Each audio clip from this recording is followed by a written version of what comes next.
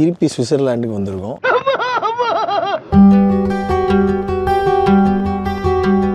So இந்த ஊரில் breakfast பாருங்கள்,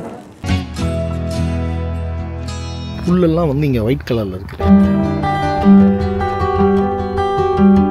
இது வந்து பேர்ட்ஸ்க்காக அவங்க பண்ணி இந்த மாதிரி இடத்த விட்டு வச்சுருக்காங்க.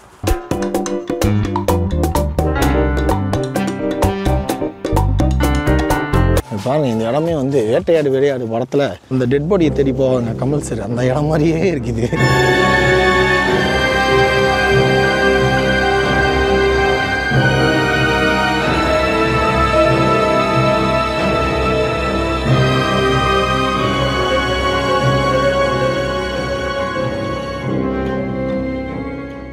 ஹலோ எவ்ரிவான், திருப்பி சுவிட்சர்லாண்டுக்கு வந்திருக்கோம். ஐயோ, மீண்டும் மீண்டுமா? ஆனால் இந்த தடவை தனியாக வந்திருக்கோம். அப்படின்னா மதினா விட்டுட்டு தனியாக வந்திருக்கேன். பட் இதான் ஃபஸ்ட்டு டே இங்கே வந்து மார்னிங் ஃபஸ்ட்டு பார்க்குறது என்ன அப்படின்னா, இங்கே ஒரு ஜீப் இருக்குது பாருங்கள், ஐ மீன் லேண்ட் ரோவர். இது வந்து ஃபுல்லாகவே ஃப்ரோசன் ஆகிருக்கு, அதாவது பனியில் உறைந்து நிற்கிறது. நம்ம ஊர் பழக்கம், நம்ம ஊரில் டஸ்ட்டில் எழுதுவோம், இங்கே ஸ்மோக்கில் எழுதுவோம், சாரி ஃபாகில், ஐ மீன் என்ன சொல்லுவாங்க, இங்கேயே வந்து நம்ம பேரை பதிச்சிட்டோம்ப்பா. இந்த ஊரில் எப்படி இருக்குது ஸ்ட்ரீட்ஸு, எப்படி போய் காஃபி குடிப்பாங்க. காலைல எழுந்திரிச்சு ஒரு 8 மணிக்கு இங்கே நடக்கிறதே நல்லாயிருக்கு. ஆனால் என்ன, நம்மளை சுற்றி ஐஸ் கட்டி வச்ச மாதிரி ஒரு ஃபீலிங்கு, அவ்வளோ ஜில்லுன்னு இருக்குது.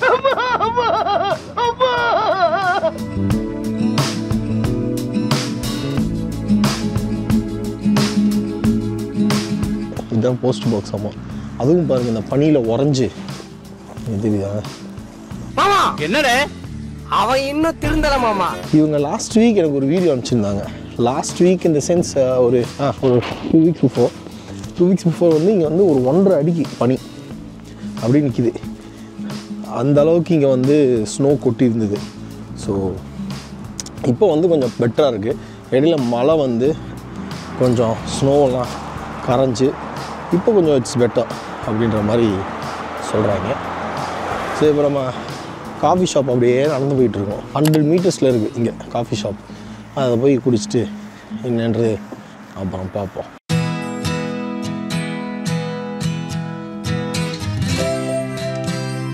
அதே மாதிரி இங்கே ரூல்ஸ் வந்து ரொம்ப பர்ஃபெக்டாக ஃபாலோ பண்ணப்படுது. ஏன் பர்ஃபெக்டாக என்ன அப்படின்னு கேட்டிங்கன்னா, நீங்கள் நடக்கிறவங்களுக்கு தான் இங்கே முதல் உரிமை.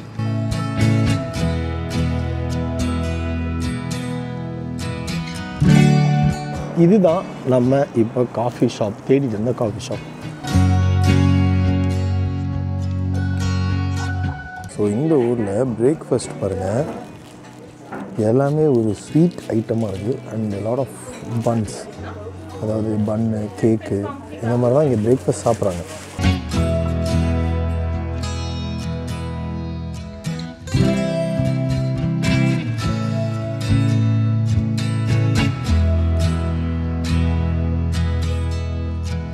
பார்க்குறதுக்கு பயங்கர அழகாக இருக்குது. இதோட எப்படி சொல்கிறது, ப்ரெசன்டேஷனே வந்து எவ்வளோ டைம் எடுத்து பண்ணுவாங்கன்னு தெரில. ஆனால் அவ்வளோ அழகாக இருக்குது. ப்ரெசன்டேஷனே ரொம்ப அழகாக க்ளீனாக பண்ணியிருக்காங்க. இது ஆல் மிக்ஸ்டு சாக்லேட் மாதிரி. இங்கே பாருங்கள், கிறிஸ்மஸ் ட்ரீலேயே ஒரு சாக்லேட். இந்த காலையில் எழுந்திரிச்சு கப்பன்னு பசிக்கும் போது டக்குன்னு ஒரு விஷயம் வந்ததுன்னா சாப்பிடணும்னு தோணும்ல, அது பார்த்திங்கன்னா அது இதுதான் க்ரோசான். உடனே கிடைக்கிறது இங்கே டக்குன்னு. லைக் நம்ம ஊர் எக் பஃப் இருக்குல்ல, அந்த மாதிரி ரொம்ப சாஃப்டாக இருக்கும். அண்ட் ஒரு coffee. This is the morning breakfast. A few minutes later. இப்போ நம்ம காஃபி முடிச்சுட்டு இப்போ என்ன பண்ணியிருக்கோம்னா, ஒரு வாக்கிங் ஏரியாக்குள்ளே வந்திருக்கோம். இங்கே வந்து இந்த ஏரியாவே பயங்கரமாக இருக்குது. பயங்கரம்னு சொன்னால் லைக் இது கம்ப்ளீட்டாக ஒரு ஸ்ட்ரீட் ரோடு சுற்றி ஒரு மாதிரி நேச்சுரலாக புல்லெல்லாம் வந்து இங்கே ஒயிட் கலரில் இருக்குது. என்ன புல் ஒயிட் கலர்னால், அந்த ஸ்னோ கொட்டி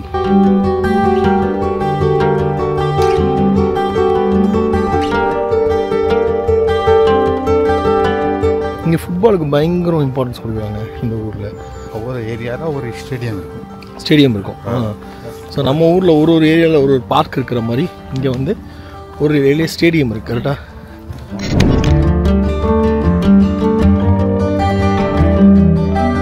ஆக்சுவலாக ரொம்ப ஒரு பீஸ்ஃபுல்லான ஒரு மைண்ட் செட்டு.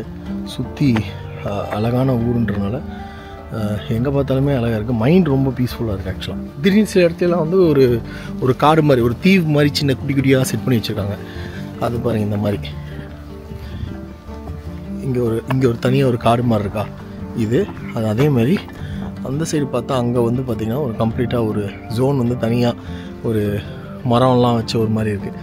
இந்த சைடு பாருங்கள், இங்கே அதே மாதிரி ஒரு மரம்லாம் வச்சு ஒரு குரூப் ஆஃப் ட்ரீஸ் அப்படி வச்சு பண்ணியிருக்காங்க. இது எதுக்கு அப்படின்னிங்கன்னா, இங்கே வந்து பறவைகளுக்கான இடம்.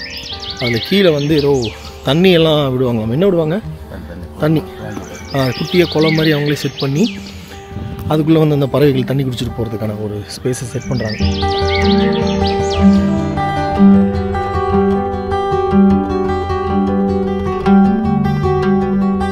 Tax are not allowed and இங்கே குளிக்கக்கூடாது அப்படின்னு போட்டிருக்கு.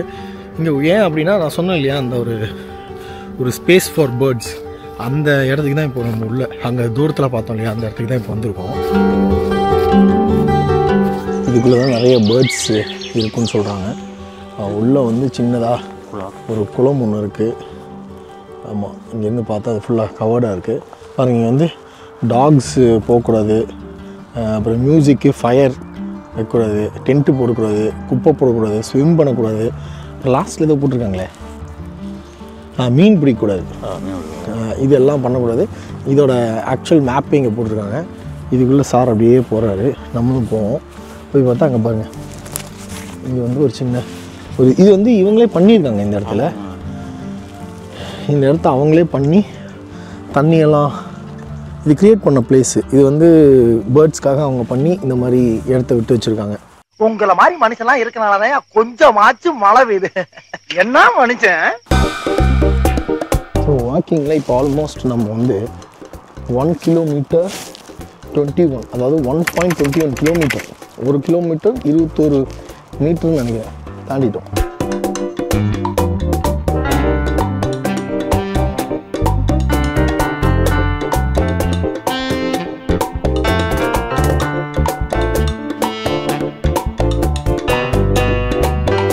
ஆப்பிள் மரம் இது எல்லாம் காஞ்சி இந்த ஸ்னோக்கு வந்து உறைஞ்சி நிற்கிது. திருப்பி இது அடுத்த சீசன்லேருந்து திருப்பி வளர ஆரம்பிச்சோம்.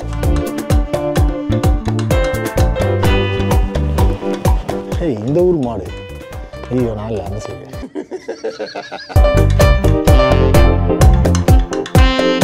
இங்கே விவசாயத்துக்கு நல்ல முக்கியத்துவம் கொடுக்குறாங்க. இது கண்டிப்பாக ஒரு விவசாயியோட வீடாக தான் இருக்கும்.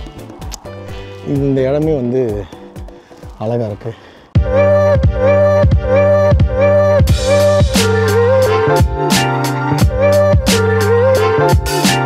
ஸோ இந்த இடம் வந்து எப்படி ஒரு பறவைகளுக்கான ஒரு இடமோ அது மாதிரி இங்கே குழந்தைங்களுக்கான விளையாடுறதுக்கான இடம்.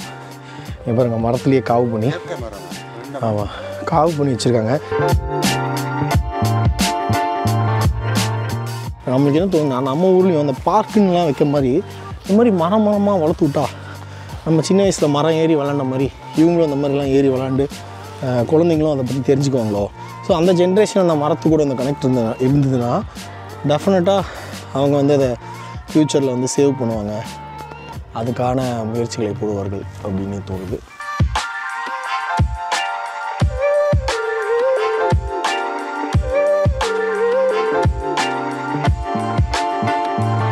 இங்கே ஒரு மெஷின் வச்சுருக்காங்க. இது என்னென்னா க்ரில் மெஷினு.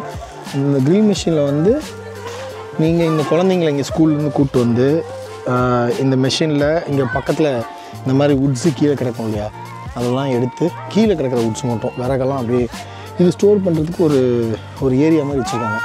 அதை ஸ்டோர் பண்ணி அதுலேருந்து இதில் விறகை போட்டு இந்த மாதிரி இங்கே க்ரில்லு சமைச்சு இந்த குழந்தைங்களாம் இது ஒரு எக்ஸ்பீரியன்ஸாக க்ரியேட் பண்ணுறாங்க. பாருங்கள், இந்த இடமே வந்து வேட்டையாடு படத்தில் அந்த டெட் பாடியை தேடி போவாங்க கமல் சார், அந்த இடம் மாதிரியே இருக்குது.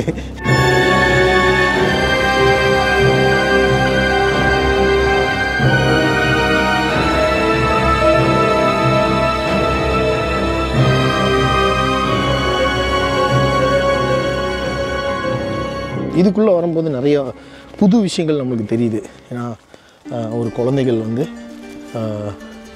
இது பண்ணுறதாகட்டும், அதாவது அவங்க கற்றுக்கிறதாகட்டும், இல்லை நேச்சர் பற்றி கற்றுக்கிறதாகட்டும், இல்லை இது உள்ளே வந்துட்டு போகும்போது நம்மளுக்கு ஒரு கனெக்ட் ஒன்று ஃபீல் ஆகுது. கார்ட்டூன்லாம் வரும், இது பேர் எனக்கு தெரில, போட்டிருக்காங்க. இது ஏதோ இங்கேருந்து ஒரு ஒரு ஒரு சும்மா ஒரு ஒரு இது மாதிரி போகுது, ஒரு கால்வாய் மாதிரி சொல்லலாம்.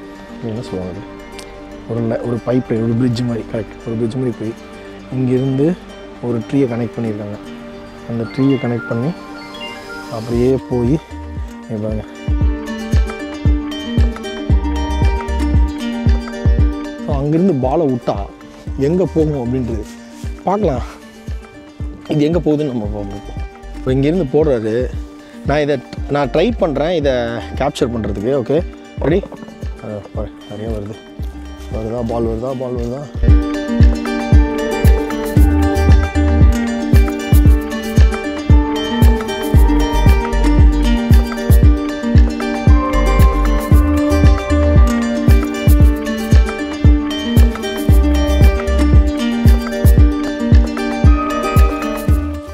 லவ்லி.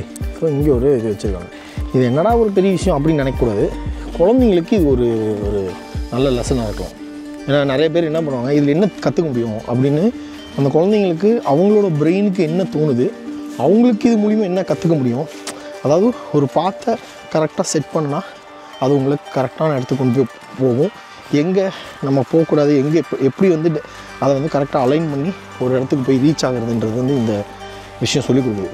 இந்த ஸ்பாட்லேருந்து வுட்டு கலெக்ட் பண்ணி இங்கே கொண்டு வந்து போடுறாங்க. இதையும் நம்ம எடுத்துக்கலாம். அதுப்போ குழந்தைங்களும் அப்படியே அவங்க கலெக்ட் பண்ணி அவங்க இது யூஸ் பண்ணக்கூடிய பாருங்கள், இந்த மாதிரி கேம்ப் ஃபயர் பண்ணுறதுக்கு யூஸ் பண்ணுறாங்க. அண்ட் அங்கே பாருங்கள் உட்காந்து சாப்பிட்றதுக்கான இடம். இது வந்து ஃபேமிலியாக கூட இங்கே வரலாம். ஹாய். ஓ, இப்போ குழந்தைங்களுக்கு இங்கே நம்ம ஊரில் டிவி விற்கிற மாதிரி இல்லை, இவர் வந்து hi. This is soup, is it? Yeah. Good. Yeah. Good. Ja, schönen Tag. Danke vielmals. Ja, thank you. So அது வந்து இந்த சூப் வந்து குழந்தைங்களுக்கு செஞ்சு கொடுக்குறது இங்கே வர குழந்தைங்களுக்கு. It's a nice place. ரொம்ப அழகான ஒரு பிளேஸ் இது. இப்போது இது எல்லாமே பேசணும். இதை வந்து எப்படி நம்ம கூப்பிடுவோம், இந்த இடம் என்ன, இந்த இடத்தோட பேர் என்ன அப்படிங்கிறதுனா ரெயின் ஹாக். இது ரெயின் ஹாக், வாயிலே வர மாட்டேங்குது, அப்படி வருது. ரெயின் ஹாக் இது எங்கே சார் இருக்குது எக்ஸாக்டாக?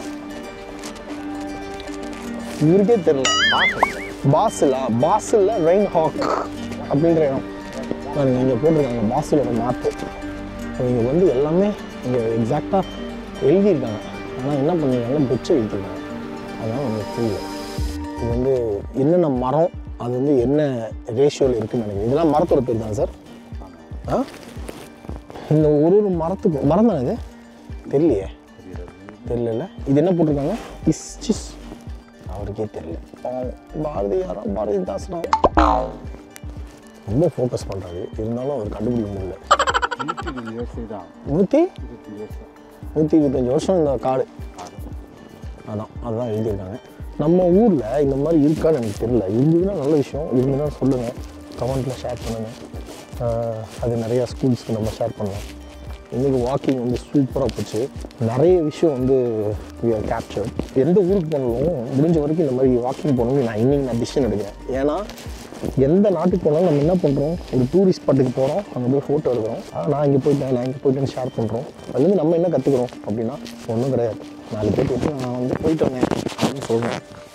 பட் இதில் என்ன நம்ம கற்றுக்கிட்டோன்னா, புதுசாக ஒரு கண்ட்ரி சைடு போகும்போது அந்த ஊரோட பழக்க வழக்கங்கள், அந்த மக்கள் எப்படி இருக்காங்க, அவங்களோட லைஃப் ஸ்டைல் என்ன அப்படின்றது வந்து ரொம்ப அழகாக தெரிஞ்சுக்கிறோம். இது ஒரு நல்ல விஷயமாக நான் பார்க்குறேன். அதனால் எந்த ஊருக்கு போனாலும் நேராக டூரிஸ்ட் ஸ்பாட்டுன்னு போகாமல் டெய்லியும் அந்த சுற்றி ஒரு வாக்கிங் போகணும்.